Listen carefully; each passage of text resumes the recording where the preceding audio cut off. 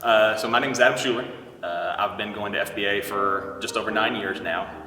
My story is a little different than some people. I grew up in a home where God was talked about. There's always a Bible on the coffee table, but it wasn't the most Christian environment. My father was an alcoholic pretty much my entire life, and my mother was, to a lesser extent, an alcoholic. So we always talked about Jesus, and they would talk about all the Bible stories, but there was not a whole lot of emotion behind it. So I grew up feeling like I was a Christian, but I didn't have that entire encompassing idea. And most of that stemmed from my father's alcoholism. He was very emotionally distant. He was not there all the time. There was never any physical violence or physical abuse. It was just sort of just like, he doesn't really care about me, is what I felt all the time. So that kind of instilled in me this sort of, for want of a better word, rage, just kind of inside me all the time.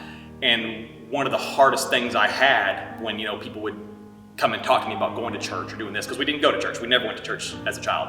First time I stepped into church, I was 19 years old. And that was a one-time deal until I came to FBA.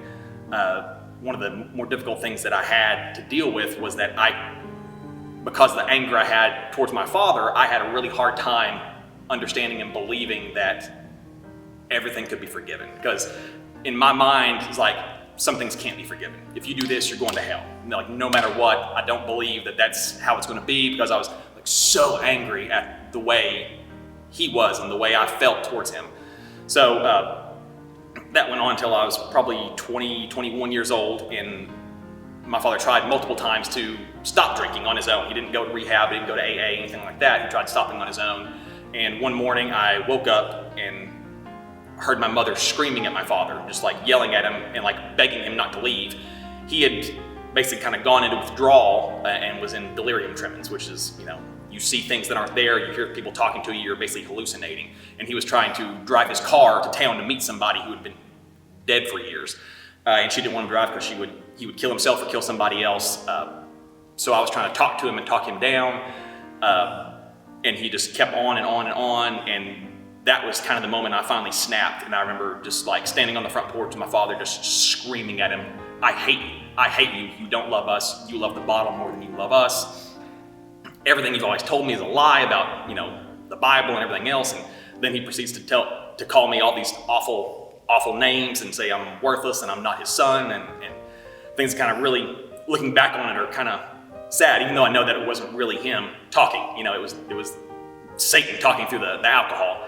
So my mother took him after he had a seizure and got the ambulance there, took him to rehab, and he was gone for a couple of days. And those were the best days of my life when my father was not in my home. And it was great when he was not there. My mother would come home and tell me about some of the things that was going on at rehab, but I kind of just didn't think about that at all. Going back in time thinking about it, I probably should have maybe read the Bible and prayed a little bit more, but I was just happy, and I was kind of vindictive. I was pretty sinful, how happy I was that he was suffering the way I felt I had suffered.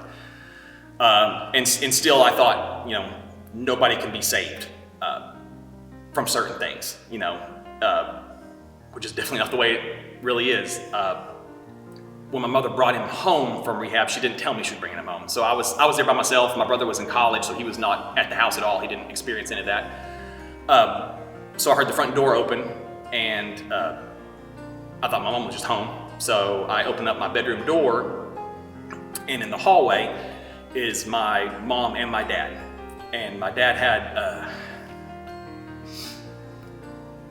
he had tears in his eyes, and we kind of looked at each other. And he said 2 words to me. He said, I'm sorry. And in that moment, I kind of realized that anything is forgiven. Because when he said that,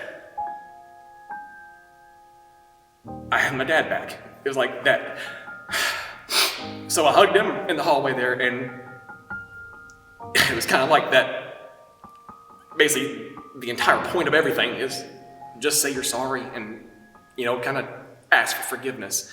And everything can be forgiven if you really mean it and you believe and follow Jesus.